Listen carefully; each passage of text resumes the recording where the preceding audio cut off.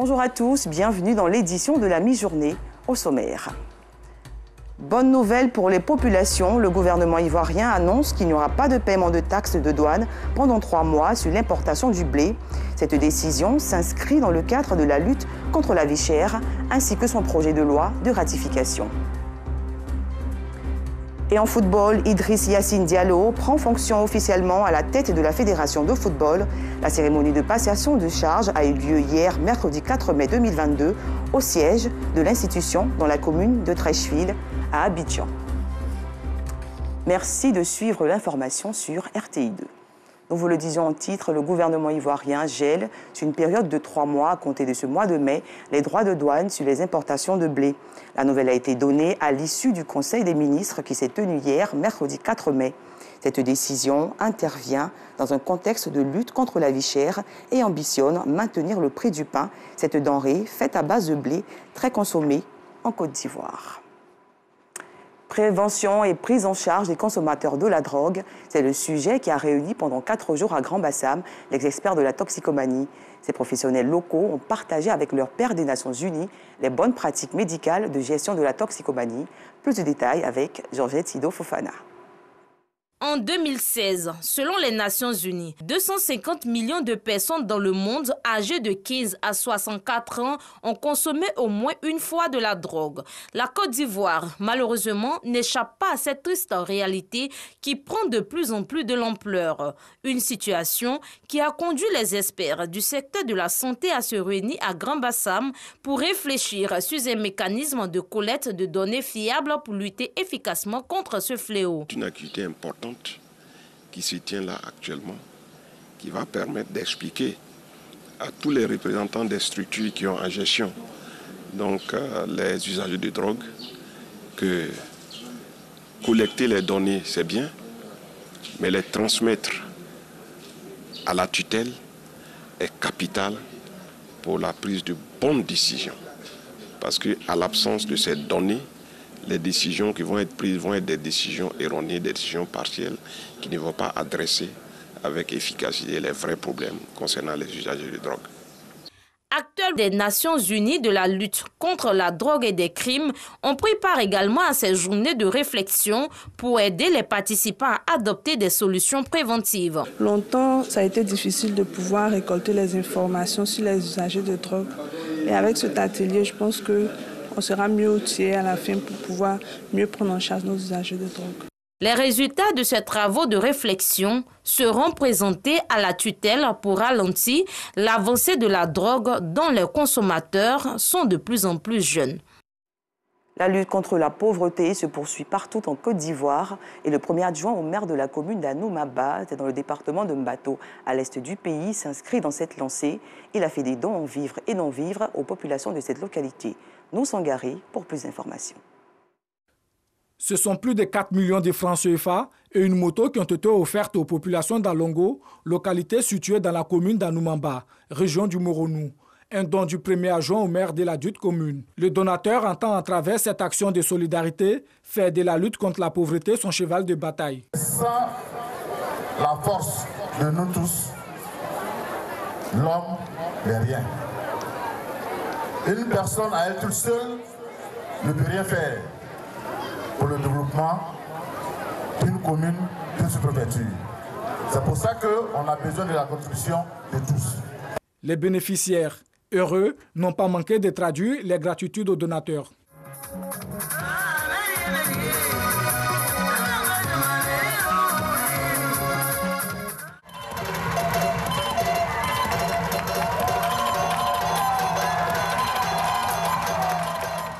En plus de ces dons, ce sont des produits pharmaceutiques qui ont été remis aux différents centres de santé pour la prise en charge des malades indigents.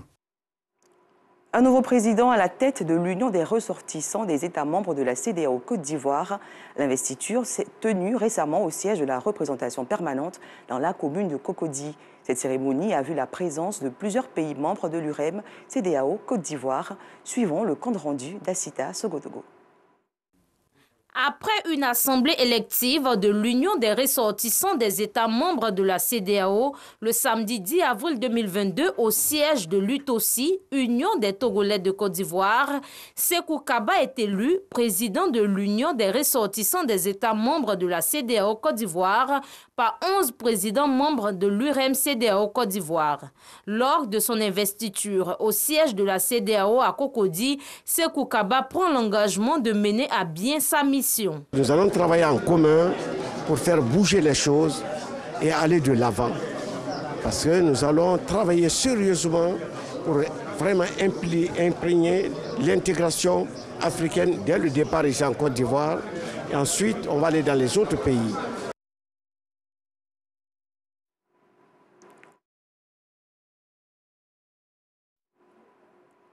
Petit problème technique indépendant de notre volonté, nous poursuivons notre journal.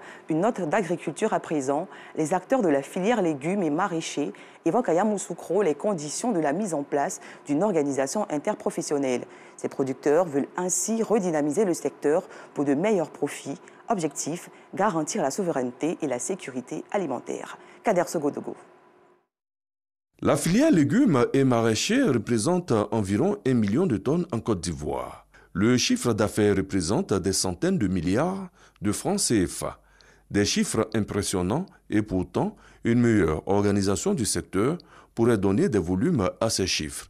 C'est justement pour y parvenir que les acteurs opérant dans la production et la commercialisation d'oignons, tomates, aubergines, choux et autres réfléchissent à Yamoussoukro pour la mise en place d'une organisation interprofessionnelle. Ils ont le soutien du Fonds interprofessionnel pour la recherche et le conseil agricole FICA. Expliquer le processus à tous les acteurs et ensemble, nous allons donc nous organiser, définir dans les prochains jours les différentes étapes qui vont consister donc à identifier les représentants de différents acteurs au niveau des collèges, comme le prévoient les textes, et puis aller à l'Assemblée de la Constitution.